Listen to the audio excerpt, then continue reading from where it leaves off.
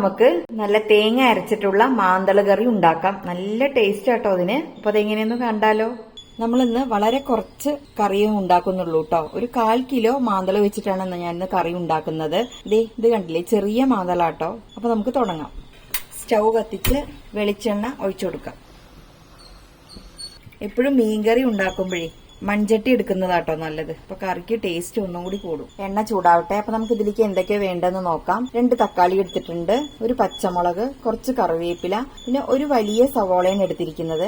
അതില് 1/4 ഭാഗത്തോളം നമ്മളിപ്പോ വഴറ്റും. ബാക്കിയുള്ളത് നമ്മൾ തേങ്ങയിൽ അരയ്ക്കാൻ വേണ്ടിയിട്ടാട്ടോ. ഇതില്ലാന്നുണ്ടെങ്കിൽ ചെറിയുള്ളി ചേർത്താലും മതി. ഞാനിപ്പോ വലിയ സവോള ആയത് കാരണം അന്ന് പകുതി എടുത്തിട്ട് തേങ്ങയ്ക്ക് മാറ്റി വെച്ചതാണ്. പിന്നെ ഒരു ടേബിൾ സ്പൂണോളം ഇഞ്ചി പൊടിയായിട്ട് അരിഞ്ഞെടുത്തത്. അപ്പൊ ദേ എണ്ണ നന്നായിട്ട് ചൂടായി കഴിഞ്ഞു കേട്ടോ. ഇതിലോട്ട് നമുക്ക് 1/2 ടീസ്പൂൺ ഉലുവ ചേർത്ത് കൊടുക്കാം. ഉലുവ ഒന്ന് പൊട്ടിക്കഴിയുമ്പോൾ നമുക്ക് ഇതിലോട്ട് പൊടിയായി അരിഞ്ഞു വെച്ചിരിക്കുന്ന ഇഞ്ചി,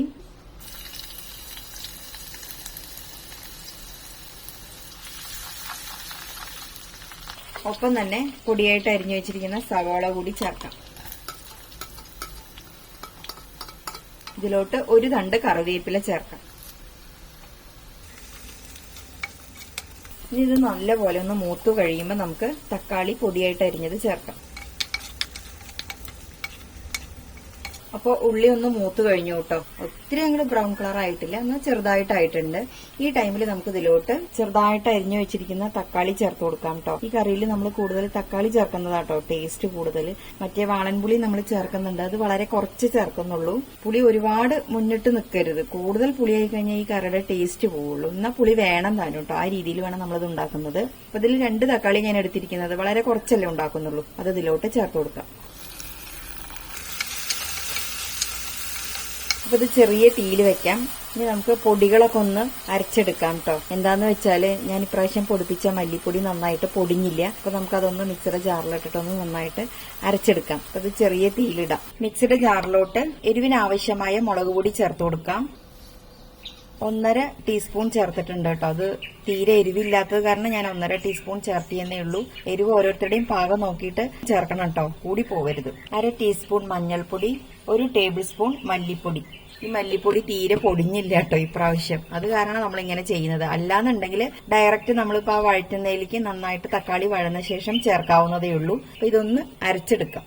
1/2 കപ്പ് വെള്ളവും കൂടി ഒഴിച്ചു കൊടുക്കാം. നന്നായിട്ടൊന്ന് അരച്ചെടുക്കാം.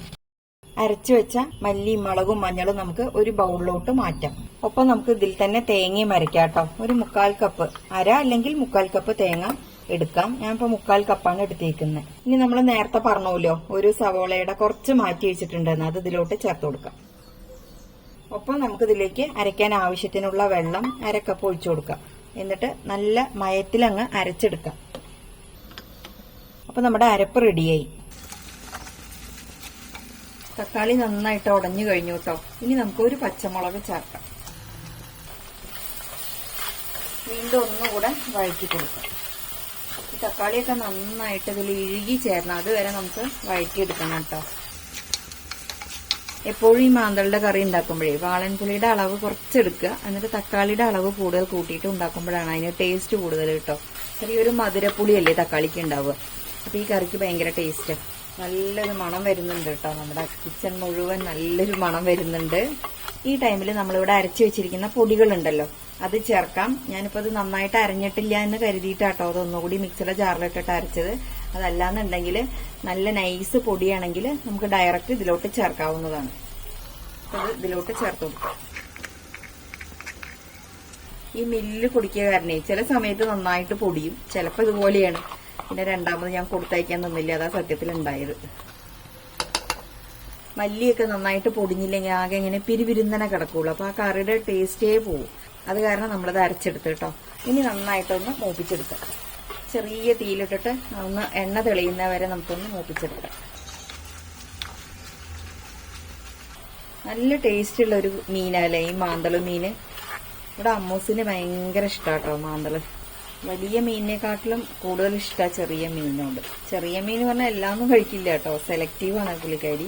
ഇത് ഭയങ്കര ഇഷ്ടമാണ്. അപ്പൊ ഞാൻ എപ്പോൾ കണ്ടാലും ഇത് മേടിച്ചിട്ട് വറക്കുക, വറ്റിക്കുക, തപ്പ് വയ്ക്കുകയൊക്കെ ചെയ്യില്ല, അങ്ങനെ ചെയ്യും. തേങ്ങ അരച്ച് വയ്ക്കും. എങ്ങനെ വെച്ചാലും നല്ല ഇഷ്ടമാണ്. നമ്മൾ തപ്പ് വെച്ചത് ഒരു എപ്പിസോഡ് ചെയ്തിട്ടുണ്ട് കേട്ടോ. കാണാത്തവരുണ്ടെങ്കിൽ ഒന്ന് കണ്ടോക്കണേ. ഇത്രയും മതി. ഗ്യാസിന്റെ ഫ്ലെയിം സിമ്മിലാട്ടോ കിടക്കുന്നത്. ഇപ്പോൾ ഇനി ചെറിയൊരു കഷ്ണം പുളി എടുത്തിട്ട് ഞാൻ 1/2 കപ്പ് വെള്ളത്തിൽ പിഴിഞ്ഞെടുത്തതാണ് കേട്ടോ. പുളി ഒരുപാട് വേണ്ട, വാളൻപുളി ഒരുപാട് വേണ്ട, തക്കാളിയുടെ പുളി കൂടുതൽ മതി എന്ന് ഞാൻ നേരത്തെ പറഞ്ഞിട്ടുണ്ടായിരുന്നു. അപ്പൊ അതിനനുസരിച്ച് എടുക്കുക കേട്ടോ. വീണ്ടും ഒന്ന് ഇളക്കി കൊടുക്കും. ഒപ്പം നമുക്ക് ഇതിലേക്ക് ആവശ്യത്തിനുള്ള ഉപ്പ് കൂടെ ചേർത്ത് കൊടുക്കാം.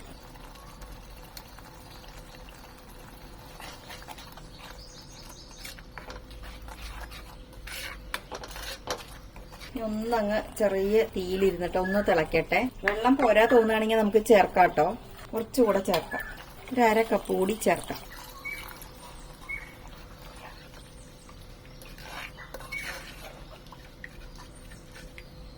ഉപ്പൊക്കെ കറക്റ്റാണോ നോക്കട്ടെ.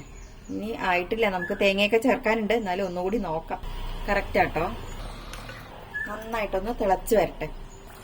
അപ്പൊ ദേ 3-4 മിനിറ്റ് നന്നായിട്ട് തിളച്ചു കിട്ടോ. നമ്മൾ ഈ ടൈമിൽ മീൻ ഇടുന്നില്ല, കാരണം മാന്തളല്ലേ. ഒന്ന് ഇടുമ്പോഴേക്കും പെട്ടെന്ന് വേവ് കിട്ടോ. ഒരു 4-5 മിനിറ്റ് മതി മീൻ വേവാനായിട്ട്. അപ്പൊ നമ്മൾ ഇനി ഇതിലോട്ട് തേങ്ങയുടെ അരപ്പാണ് ചേർക്കുന്നത്.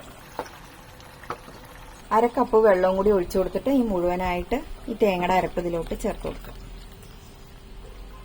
ഇനി നമുക്ക് തിക്നെസ് എത്ര ഉണ്ട് നോക്കിയിട്ട് വേണമെങ്കിൽ ചേർക്കാം കേട്ടോ.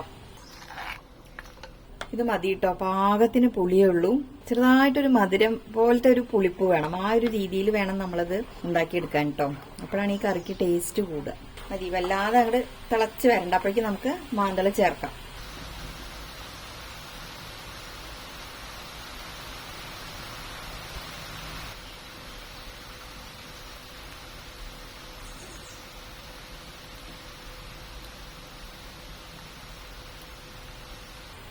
ഗ്രേവി ഒരുപാട് തിക്കായി തോന്നുന്നവർക്ക് വേണമെങ്കിൽ വെള്ളം ചേർക്കാട്ടോ. പുളിവെള്ളത്തിൽ തന്നെ കുറച്ചുകൂടി ആഡ് ചെയ്യാം. ഞാൻ പക്ഷെ ഈ ഒരു തിക്നെസ് വേണം കേട്ടോ, എങ്കിലാണ് ആ കറിക്ക് ടേസ്റ്റ് ഉണ്ടാവുള്ളൂ. അപ്പോൾ ഇതെല്ലാം മിക്സ് ആക്കി. അപ്പൊ ഇനി ഇതൊന്നങ്ങ് തിളച്ച് വരട്ടെ. ഒരു 3-4 മിനിറ്റ് നല്ല പോലെ ഒന്ന് തിളച്ച് വരട്ടെ. കാരണം മീന് വെന്തിട്ടില്ലല്ലോ. അപ്പൊ മീനിനൊരു വേവുണ്ട്. ഒരു 3-4 മിനിറ്റ് മതി. ഇടയ്ക്കൊന്ന് ചുറ്റിച്ചു കൊടുക്കാട്ടോ.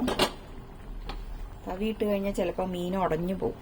അപ്പൊ ഇത്രയും മതി. മീനൊക്കെ വെന്ത് കഴിഞ്ഞു. ഇനി നമുക്ക് ഗ്യാസ് ഓഫ് ചെയ്യാം.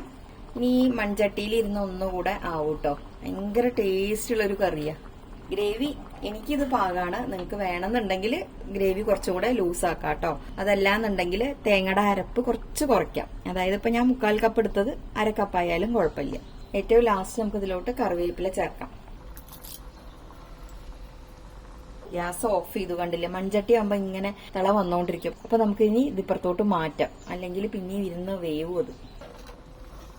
അപ്പൊ എല്ലാവരും ഒന്ന് ഉണ്ടാക്കിയിട്ട് ഫീഡ്ബാക്ക് ഒക്കെ അറിയിക്കണേ. ഇത് ചോറിലേക്കല്ല, ഏത് പലഹാരത്തിന്റെ കൂടെ കഴിക്കാനും നല്ല ടേസ്റ്റ് ആട്ടോ. കാരണം നമ്മൾ ഒത്തിരി അങ്ങ് പുളി ഒഴിച്ചിട്ടില്ല, എന്നാൽ പുളി ഉണ്ട് താനും. ആ ഒരു രീതിയിലാണ്. അപ്പൊ ചോറിന്റെ കൂടെയും പലഹാരത്തിന്റെ കൂടെയൊക്കെ കഴിക്കാൻ പറ്റിയ നല്ല ഒന്നാന്തരം തേങ്ങ അരച്ച മാന്തള കറിയാണ് കേട്ടോ. ഒന്ന് ഉണ്ടാക്കിയിട്ട് എല്ലാവരും അറിയിക്കണേ എങ്ങനെ ഉണ്ടായിരുന്നു എന്ന്. അപ്പൊ വീഡിയോ കണ്ട് ഇഷ്ടമായെങ്കിൽ ഒന്ന് ലൈക്ക് ചെയ്യാനും സബ്സ്ക്രൈബ് ചെയ്യാനും ഷെയർ ചെയ്യാനും ആരും മറക്കരുത്.